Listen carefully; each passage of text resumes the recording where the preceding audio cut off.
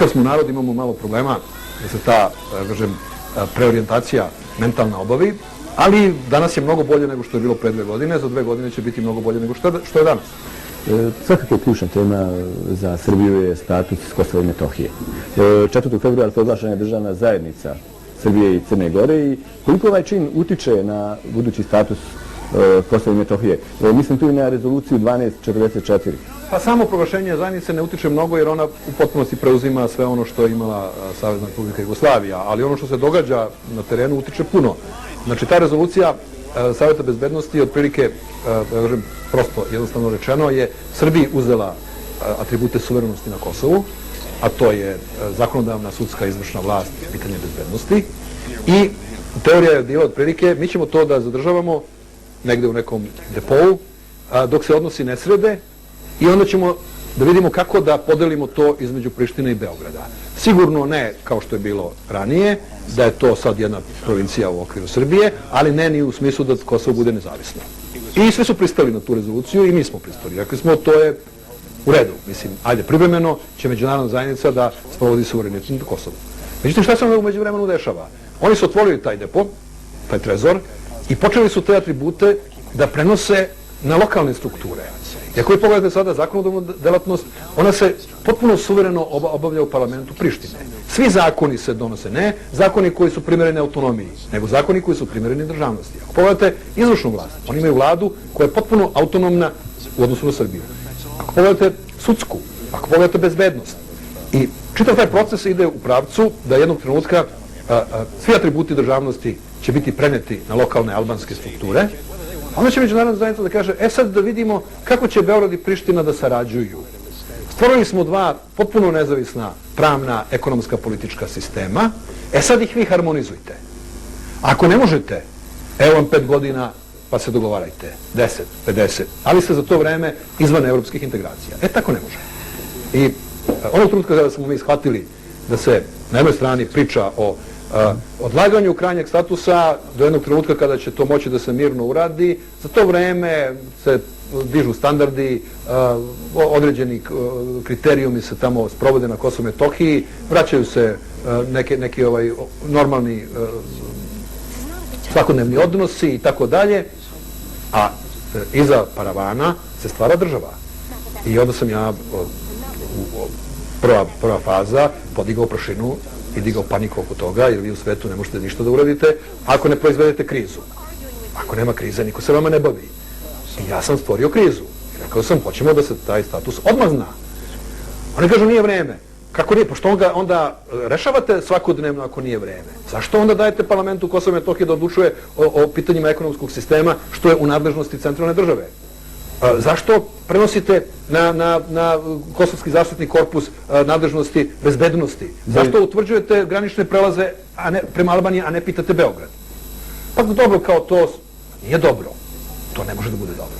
Znači, prva faza je stvaranje u svetskom javnom mnenju raspoloženja da se ta tema pokrene. Druga faza je da mi izađemo sa nekim svojim idejama kako to pitanje može da bude rešeno. I moja vrlo jednostavna ideja je federalizacija, prva faza federalizacija Kosova i Metohije, time što će Srbi na Kosovu i Metohiji da budu priznati kao konstitutivni narod, koji će imati svoje institucije u okviru zajedničkih institucija. A mi bi onda kao Srbija pustili vreme takvom Kosovu da profunkcioniše ako može. Ako ne može, idemo dalje. Ako Albanci ne žele da Srbe tretiraju kao ravnopravne i kao jednu nacionalnu zajednicu, a ne nacionalnu manjinu, onda da vidimo šta. Moramo vrlo otvoreno, kao kad imate gangrenu, kao kad imate bolest, vrlo otvoreno da govorimo o tome. Svet nije raspoložen za to. Ja sam veoma zadovoljan što sam u Srbiji vidio da su ljudi mnogo raspoloženiji nego što sam ja očekivao. To jeste jedna kontroverzna, vruća tema, ali ja mislim da lideri moraju da otvaraju kontroverzne teme. Ne da podilaze javnom mnenju, nego da ukazuju na probleme i da kažu tu imamo problem. Deficit spoljnotrgovinski, to nam je problem.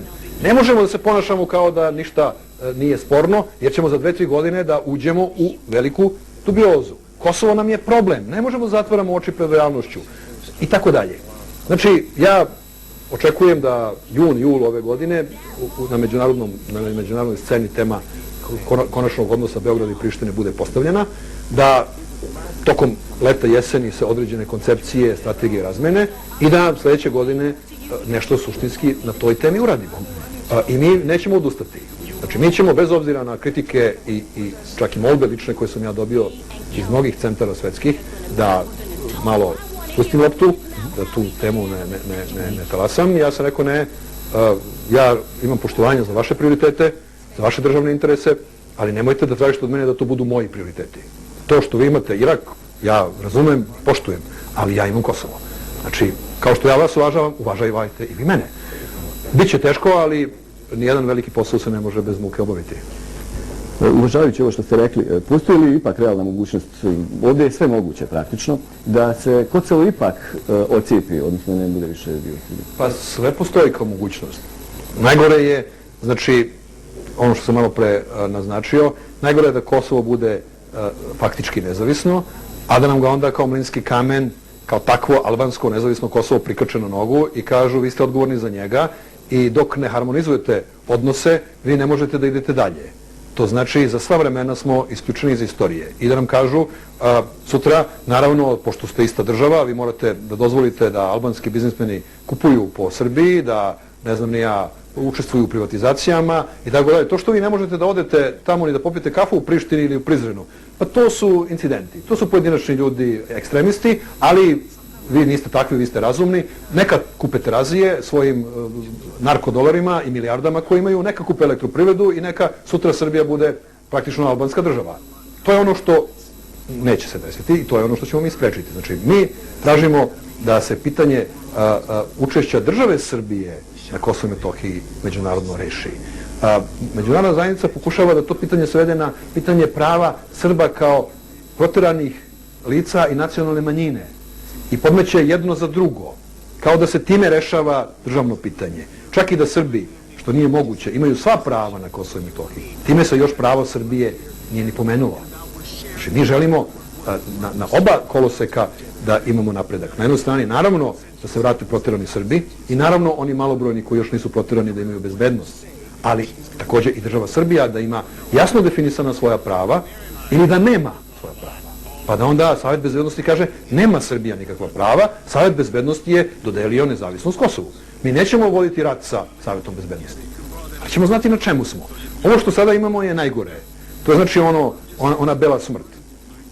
U snegu ste, mislite da vam je lepo, u suštini postepeno umirete. I morate da se probudite i da tog trenutka kažete ne, ja se nalazim u opasnosti. Kosovo je još uvek opasnost za srpsku državnost. Jer ono je rana kroz koju može da nam iscuri i posljednja kap krvi. I mi tu ranu moramo da zatvorimo na određeni način.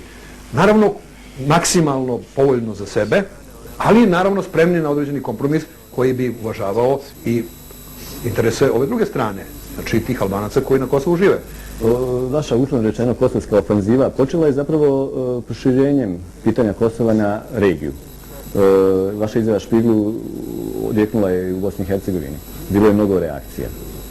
Pa ja sam rekao, znate, ako ne važi za Srbiju ono što je važilo u Dejtonu, a to je da su nacionalne zajednice dobile svoj kolektivni status i da su granice nepromenjive i da je ono što je bilo smatrano svetinjom, da se kaže u redu, te republike institutive Jugoslavije, one su države.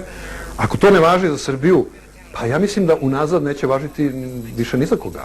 Jer kako objasniti sada da je jedini presedan napravljen upravo na Srbiji? I onda sam rekao, znate šta, nemojte misliti da je, ja jesam za očuvanje Dejtona u tom smislu da se kaže to što jeste, jeste, dajte da nađemo neki kompromis i da kroz regionalnu saradnju, kroz bilateralnu saradnju albanskog dela Kosova sa Albanijom, srpskog dela Kosova sa Srbijom, Republike Srpske sa Srbijom, hrvatskog dela Bosne sa Hrvatskom, bez menjanja granica, bez postavljanja pitanja suvereniteta, ljudi, biznis, da se tu kreće, možemo u toj opciji da rešimo to pitanje. Ali ako vi želite da sada stvorite albansku državu u 21. veku na teritoriji koja pripada državi Srbiji, onda ćete otvoriti ponovo proces koji ste mislili da ste Dejtonom zatvorili.